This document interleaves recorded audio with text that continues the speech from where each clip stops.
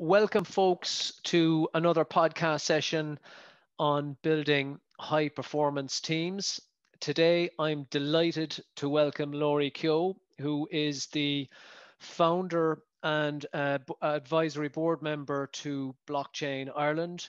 Lory, been really looking forward to this session. Welcome to the show.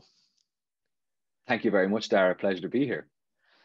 So, Lory, I'll just jump straight in and ask if you can tell us a little bit about yourself and your career professionally, and maybe a little bit about what you're doing with Blockchain Ireland and yourself personally as well.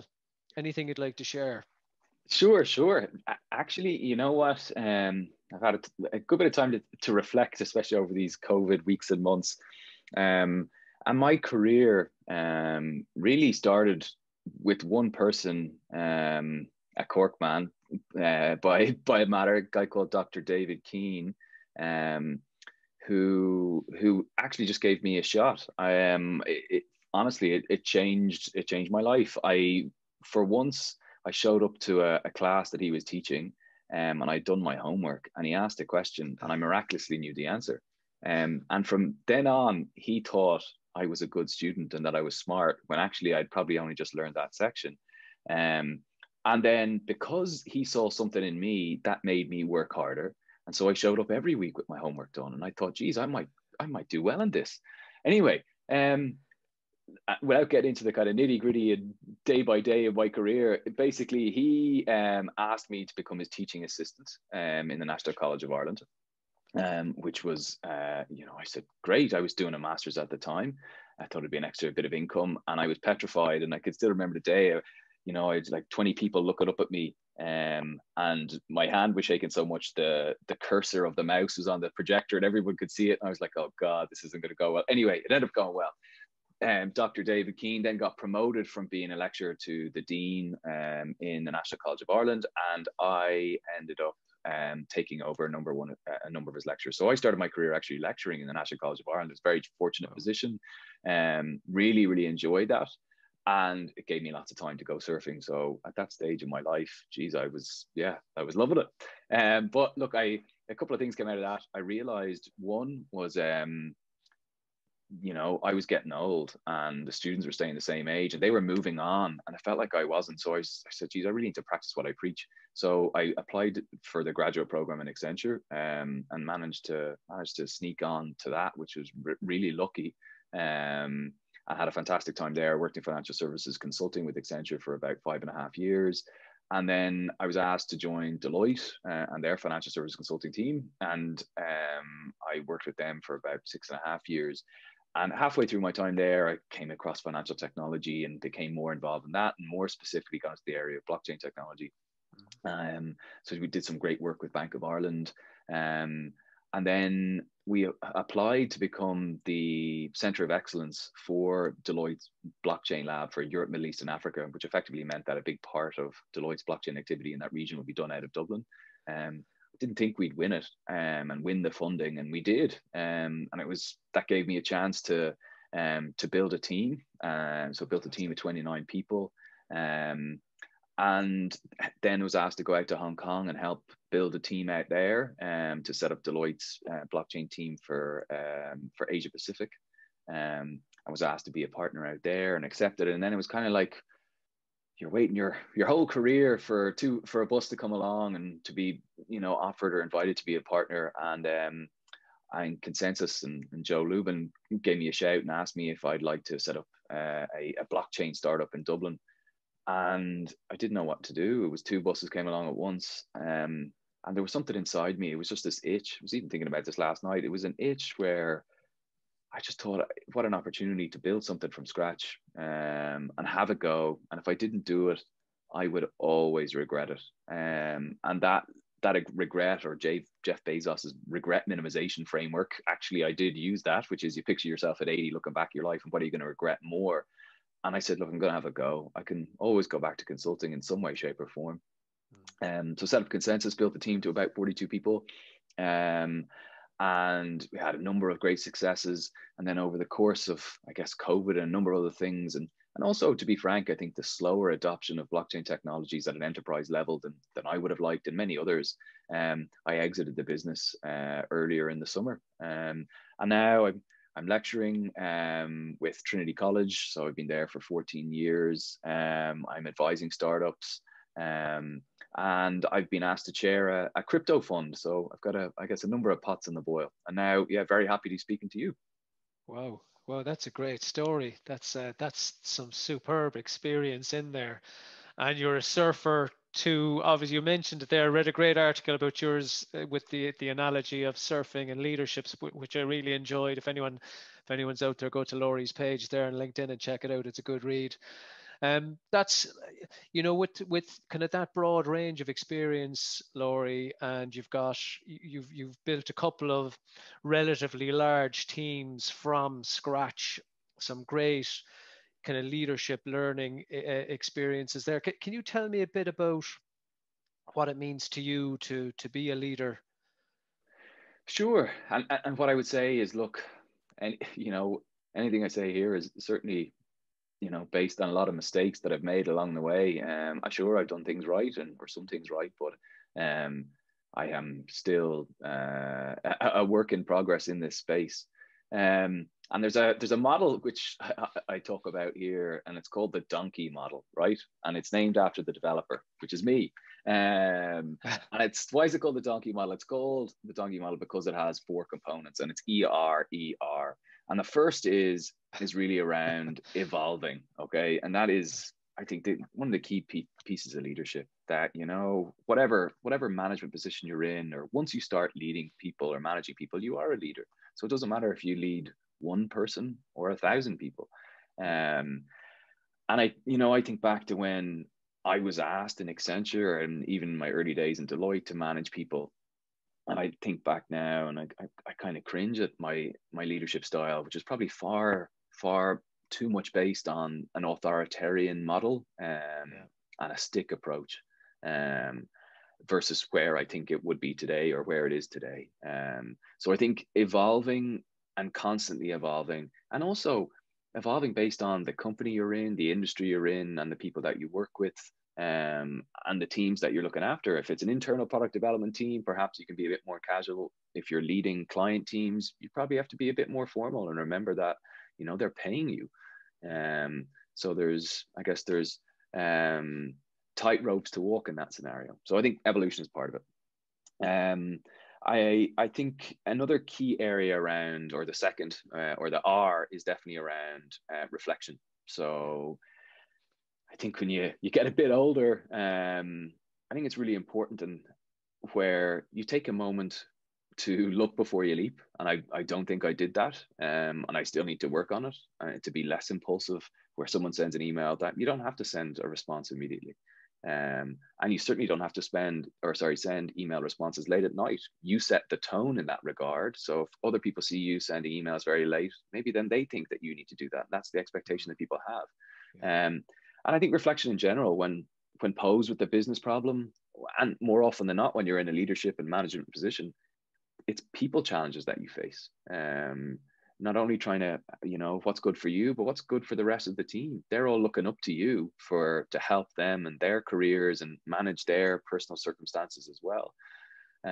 So I think that's a really important point around the model as well. So that's evolve, reflect, is the other one. I think the second E is education.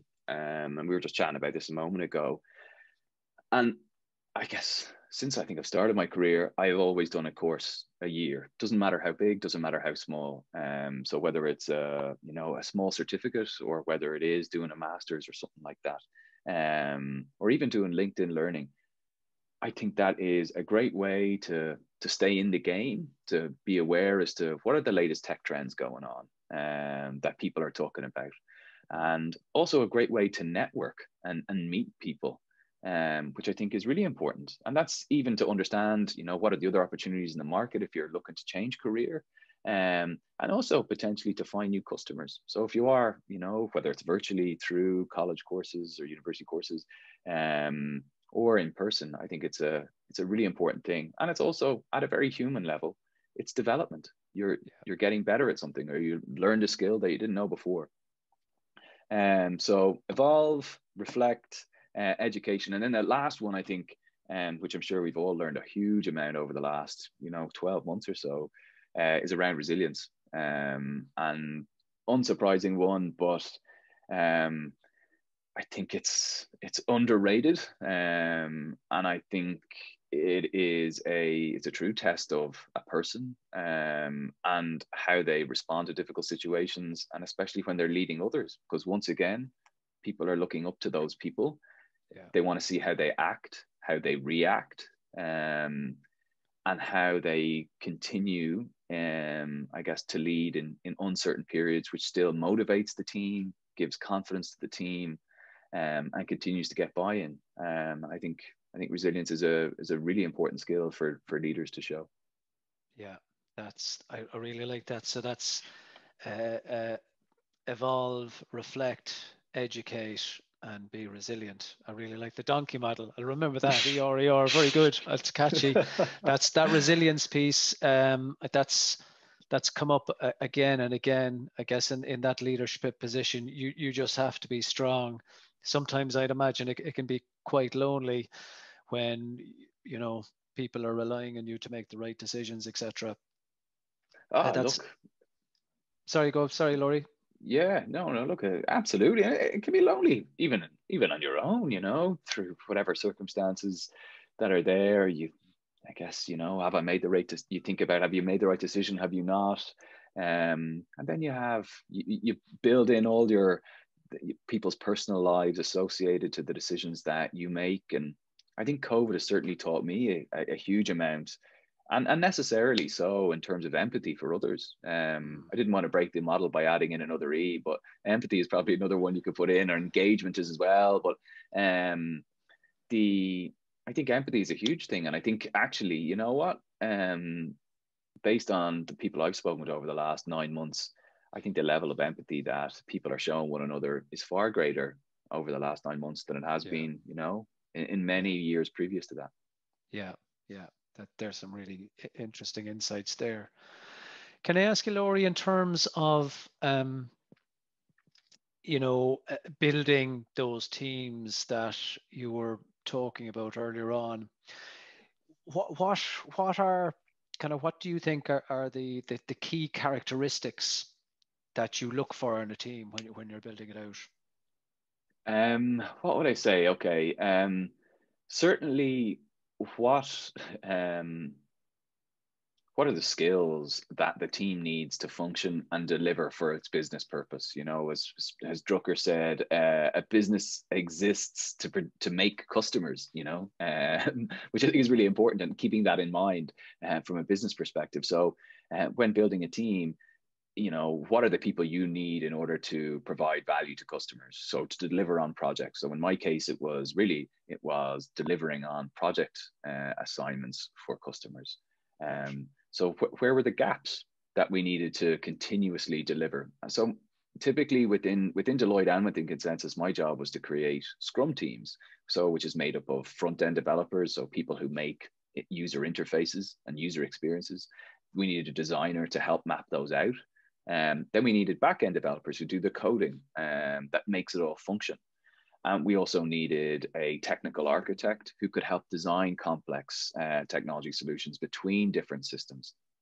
And we might needed a scrum master to help guide those teams along their development sprints. So 2, 3, or 4 week sprints, as the case may be. And ultimately, it was a mixture of those core set of people that we created. And then we just replicated those teams. Sure, we had to add in a few more technical roles, but ultimately, that was the core of the team in Deloitte and in Consensus. It was creating that Scrum team that was able to deliver, I guess, on the project by creating features for clients. And it was just, the more projects we won, the more Scrum teams we need to create.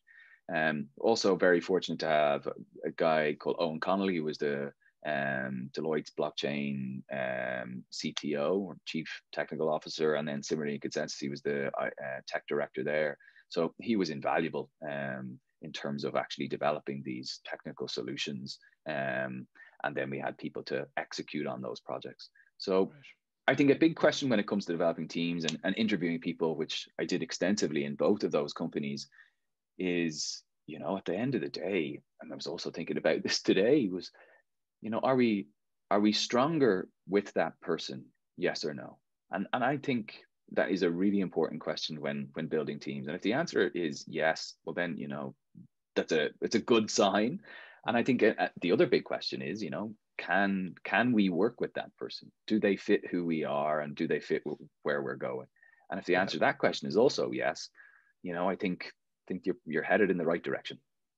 Yeah, that's interesting. So you're talking about being able to identify the resources that you need, the key people to be able to do the work itself.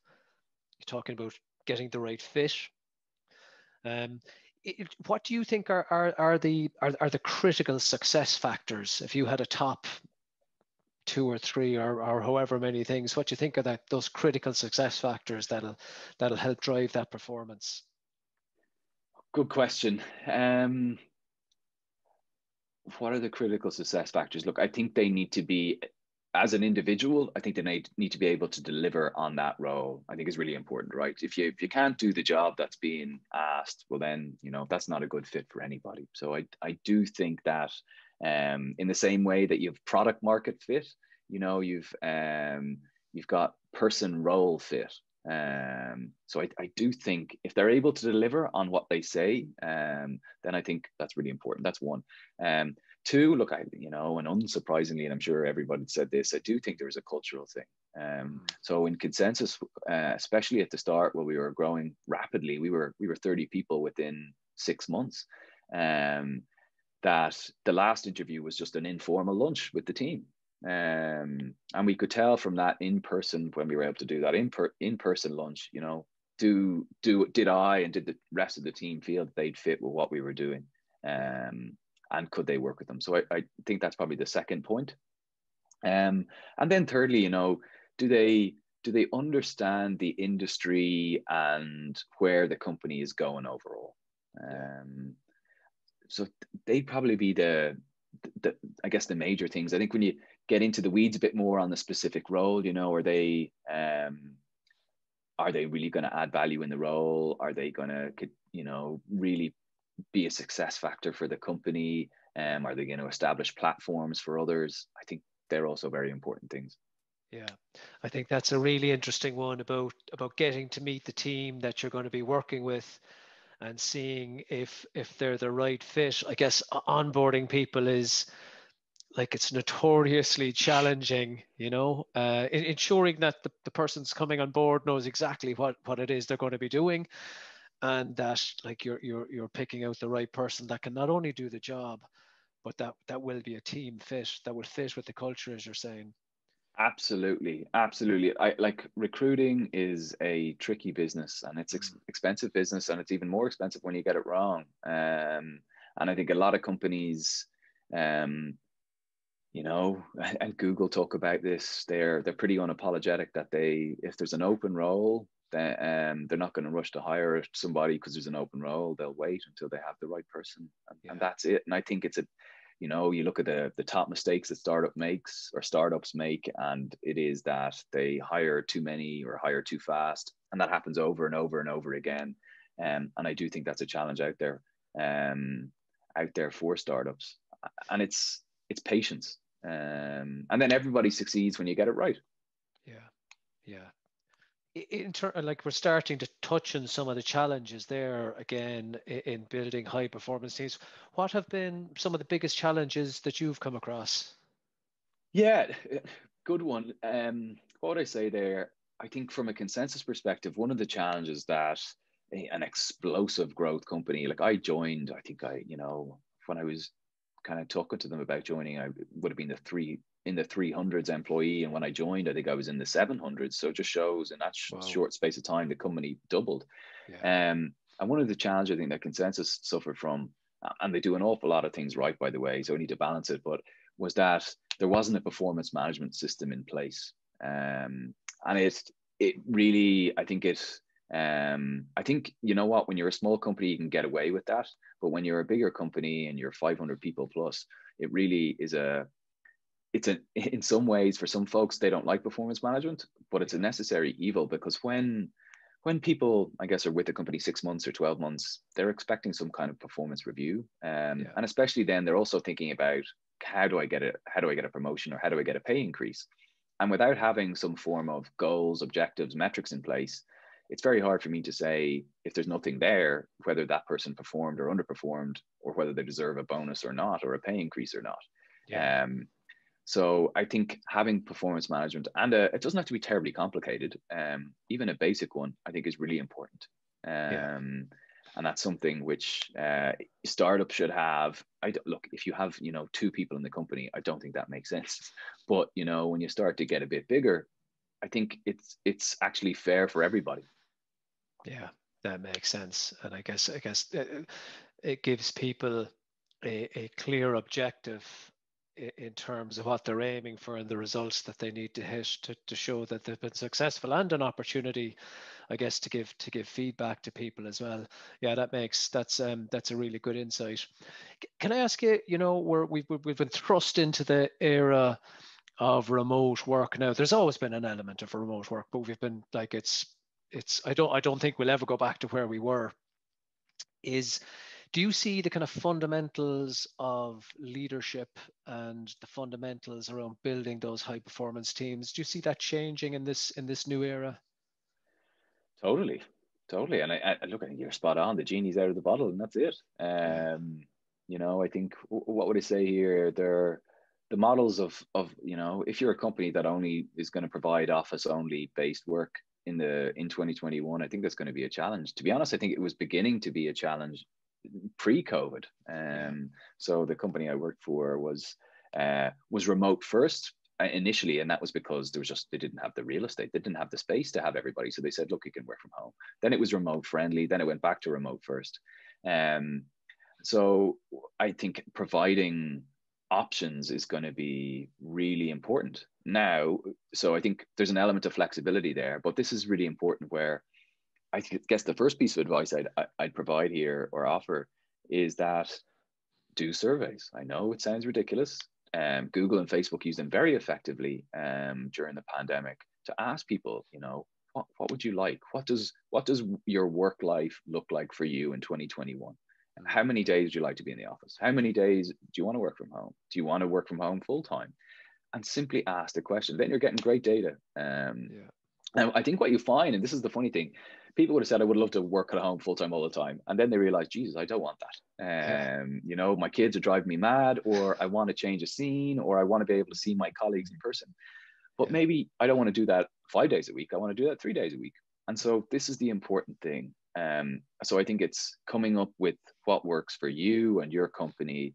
And so everybody's clear on what that means. Now, I don't think that's straightforward, by the way, because some people are going to want to work 2 days in the office. Some people are going to work 4, and some people will do Monday, Tuesday. Others will do, Tuesday through to Friday. So that all needs to be worked out and made clear to everybody as to how that all works. And that's not good. It's not a small task, but it's important, and you'll get great buy-in from your people. So I think that flexibility piece is, it's a no-brainer, and companies that don't do it, I think they're going to be challenged, because other companies who work in a similar industry will provide it, and people will move to where they want to go, and to companies that offer that. Yeah, it's incredible to think that it's not a perk any longer. Really, it's a must-have. If you don't offer that, you're kind of going, it would almost seem unusual, I think. 100%. And I think that was slowly creeping in before. So, I think employers were saying, you know what, you can work a day a week at home. Others were saying it was a day a month. So I think people were on that path, probably just at different stages. Yeah. How do you think, we've had kind of an explosion of digital technology, or maybe it's more we have to use more digital technology to be able to work more effectively today. How have you seen that, how have you seen it impact on how you're working, and what sort of technologies do you use? What are your kind of your key technologies, if you like? Oh, look at, I think everybody's seen it. It's pretty amazing. There's the diffusion of innovations by Rogers, a sociologist from the '60s, and he had that model where you're able to see innovators, early adopters, early majority, late majority, laggards. That model. And I was recently chatting to somebody about this, and I said, if you think about Zoom, right, pre-COVID, and where people were on that, primarily due to my time with Consensus, I used Zoom, nearly 3 years ago. And that was probably what, maybe Innovators on the cusp for early majority, maybe. And then I think of Zoom during COVID, and you can just plot Zoom, you can just push it through all of those phases. And the example I give is last week, I was teaching my mom how to use Zoom for her prayer group, right?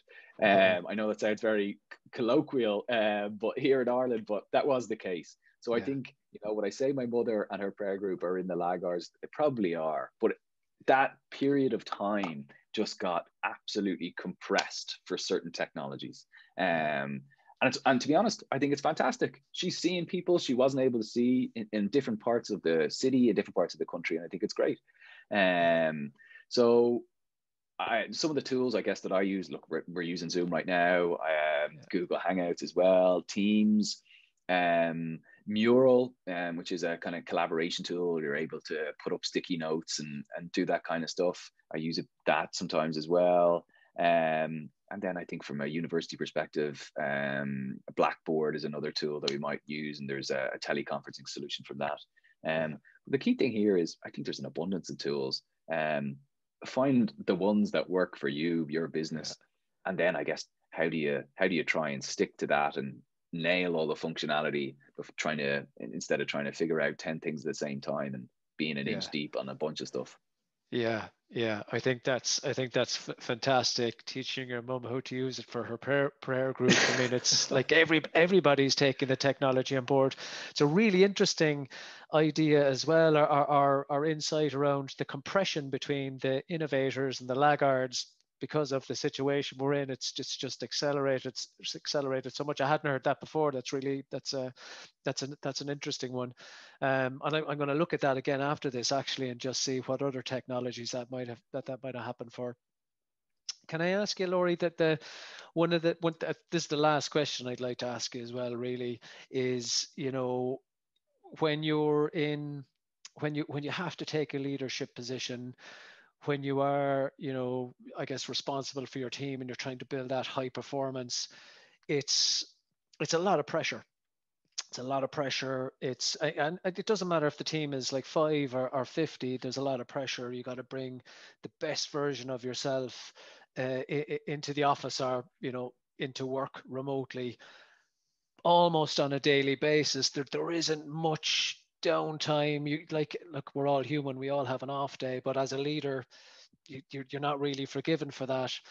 Can you tell me like what you do? What are any tips or tricks that you might have for, keeping yourself, I guess, physically and mentally fit, and have that sense of well-being, and just bringing the best version of yourself out every day?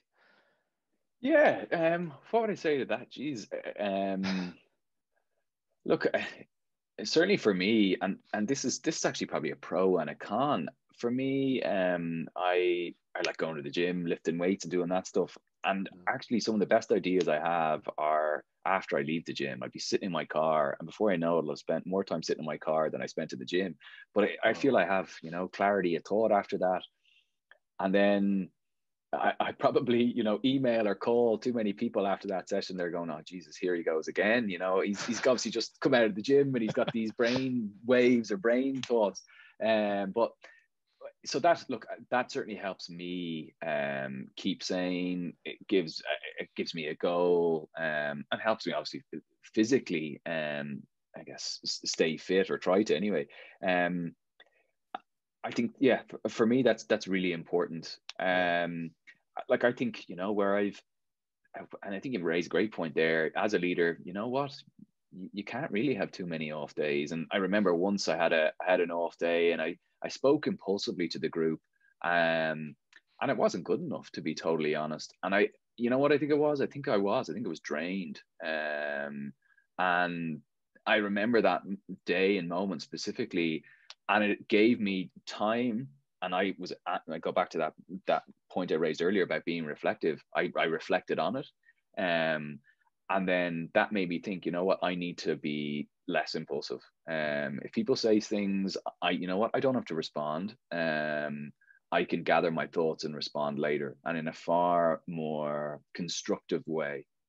And I think that's a skill. And I think, I think some business leaders have that, because it appears they don't have off days. And I think it's their ability to take feedback quickly, to process, and then know what to say, know what not to say, and know when to say either, if that makes sense. Yeah, and I'm thinking about your EOR template as well, our formula, and the reflection piece coming out strong in what you're saying there, and also the resilience piece. When I hear you talking about going to the gym and doing weights, kind of building up even that physical resilience to be able to, I guess, I mean, it takes a lot of effort as well physically to lead on a daily basis. This has been really, really interesting, Lory. I'm going to go back and listen to this and take my notes. I was mad keen to pick up the pen as I was going through it today, and I said stop. But that's been really interesting listening to you. I'll just say to anyone who might be watching this, check out Lory's LinkedIn page. There are some really cool blogs and articles in there. I've certainly enjoyed them. I'm sure you will. And Lory, I'd just like to say thank you very much for your time. My pleasure. Thank you very much. An absolute pleasure to be on it, and wishing you every success for the rest of the series. Thanks, Lory.